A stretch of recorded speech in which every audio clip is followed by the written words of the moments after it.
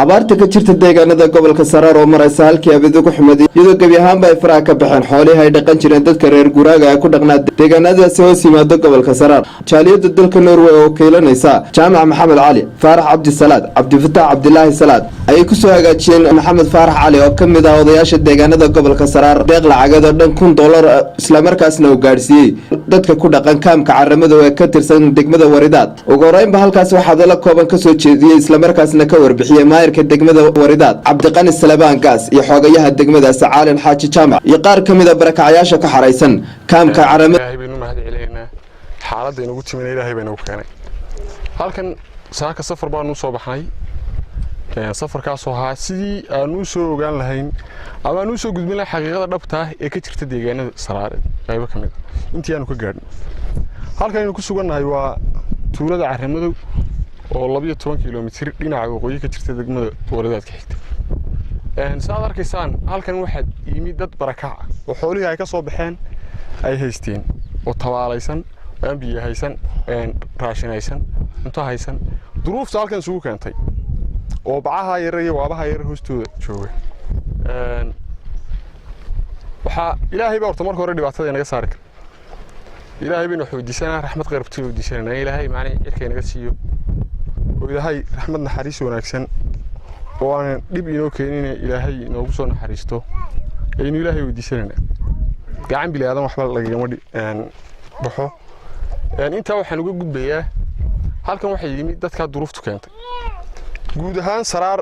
waa meel marka hore biyo ka dheera oo manaa duruufta macni noloshu xoolo dhaqatay dadku haayeen xoolahooda macni hadba halkay u gaarayeen gaarsiisan jireen kuna dhaqan jireen xoolihii meesha way ka baxeen marka horena ma yahayn meel ceel biyood leh dadku baraagay lahaayeen weel bay ahayd weel Ilaahay raxmadiisa ku dhacdo raxmadiina muddo 6 bilood way qalalay baraagu way qalalay intaaba dadku waxay isticmaalayeen hadba si wixii Ilaahay u keeno burca biyo ugu dhow biyaha la soo qaado iminka way isla gabeen neefkii waa tagay qofkiina uu taag dirheeyay isaga laftiisa waxa leeyahay wixii maanta wax ku dirsado ma haysto Somaliland waxa ka jira abaar fara badan iyo aafooyin fara badan baa ka jira waxaan isdhinaanaa malaha xaggan waaba u sii gaar xaggan ma garanaysaa Saraar marka la sheegayo gobolka Saraar iyo noocyadiisa u sii gaar kuwa waaba u sii gaar baan isdhinaanaa marka laga bilaabo Waridaad oo wixii Saraar ka xiga xoolina way ka dhamaadeen dadkuna diiq ku jira aad iyo aad bad ku tabcaan u yahay waxaan leenahay dadka ummadda waxa lala soo gaaro ummadda Ilaahay baa wax bixiya raxmaanka wax bixiya ummadda waxa lala soo gaaro cid kasta oo ummadda daranayso ka naxaysa waxa la soo gaadhaan leenahay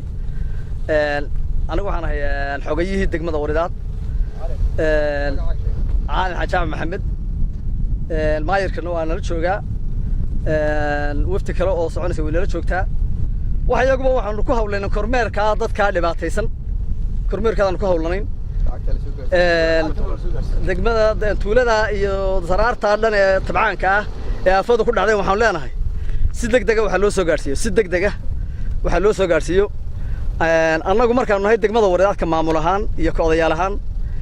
waxba gacanta kuma hayno laakiin wixii la soo gaara inaanu wax ka gaarsiino ayaanu ku ballan qaatan alxamdulillah ilaah baa mahad koowaad waxa la ilaah annagu waxaan tuulada laga warramay ee Caramada kamida gobolka Saraar Waridaadna 12 kiiloomitir u jirta marka waxa weeye dadka ku nool ku soo barakacay duruuftu keentay xoolo ka soo dhamaadeen baan Ilaahay baan dooq ka sugeynaa marka hore marka labaadna waxaan isnii iska xarooda oo yaani halkan taga Saraarina markeeda hore waa oomano marka mar hadaa ay ceel biyo leeyahay oo yaani illa lahayd waa oomane baraagan nooga dhisnaa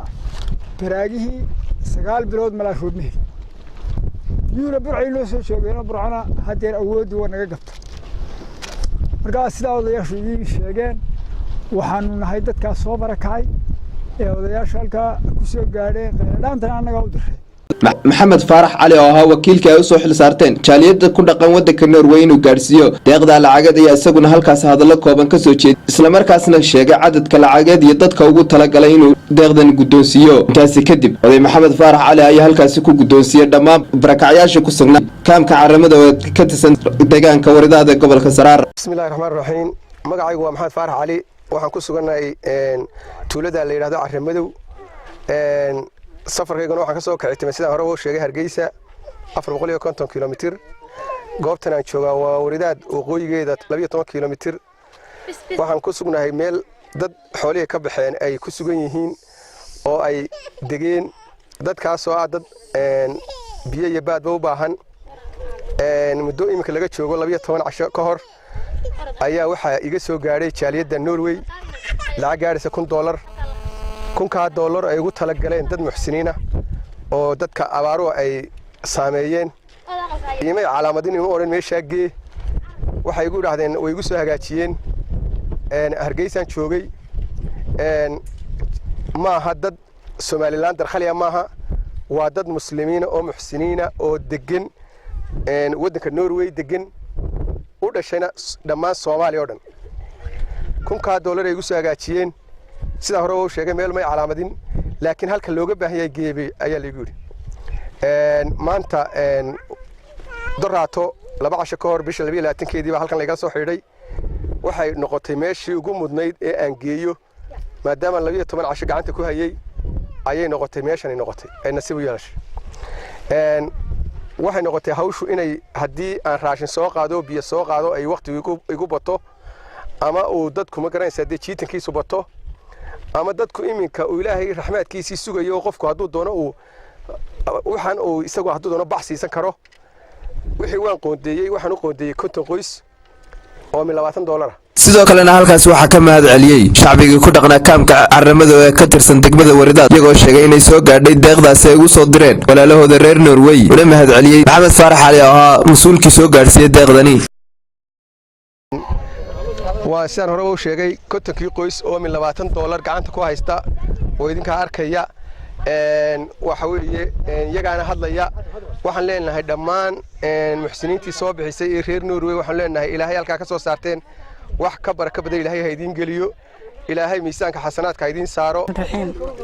Bismillahir Rahmaanir Rahiim Allah mahadle Ilaahay baa mahad laga helaa Ilaahay baa naxariis laga helaa Ilaahay baa wanaag laga helaa Ilaahay waxaan ku bareynaa wax roon Ilaahay waxaan ku bareynaa wax khayr qaba Ilaahay waxaan ku bareynaa raxmad khayr qabta Ilaahay waxaan ku bareynaa wax wanaagsan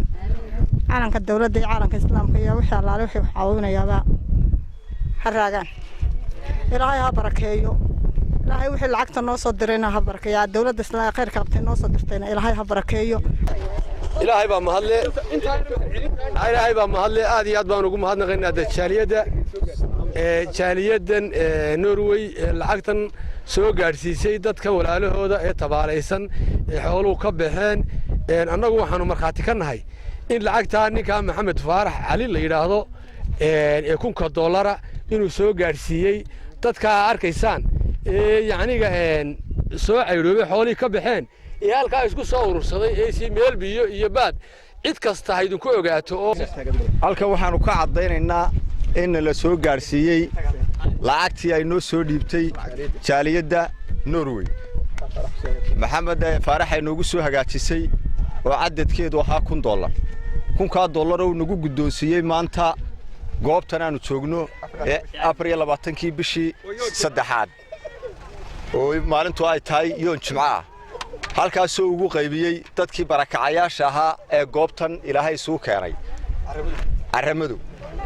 marka halkan waxaan uga cadeynaynaa inuu wakiilkii jaaliyada Norway si sharaf leh oo nadiifa oo guddoon leh uu noo soo gaarsiiyay hantidii ay u soo dhiibeen oday maxamed faarax cali oo kamid ah odayaasha gobolka Saraar ayaa intaas waxa uu kuurkalay qoys kamid ah qoysaska degan agagaarka degmada Waridaad markaasna haysta 2 wiil oo xanuunsanaya ayaa halkaas waxa uu ku guddoonsiyay deeq lacageed oo dhan $100 kamid ah gargaarka ay soo direen jaaliyada dalka Bismillahir Rahmaanir Rahiim $100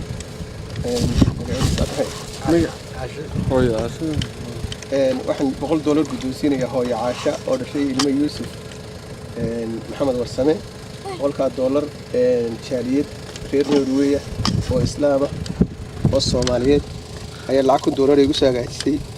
45 qoys ayaan hore u soo siiyay 5 qoys ahaan ayaan adiga $100 baan idinka soo reebay $100 iga gudooba